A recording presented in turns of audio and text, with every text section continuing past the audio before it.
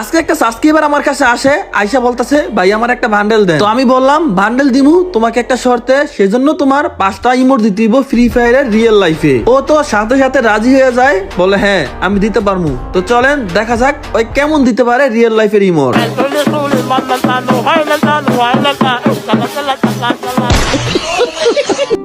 তোমারে দেখিল পরাণ ধরিয়া আসমানে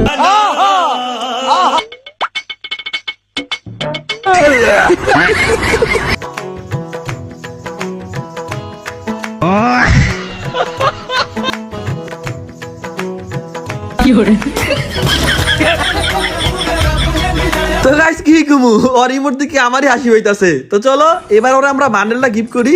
এই যে বান্ডেল কিন্তু দিয়ে দিছি। তো এখন বলো ওরই 5টা ইমোটের মধ্যে তোমার কয় নাম্বার ইমোটটা বেশি ফানি লাগছে?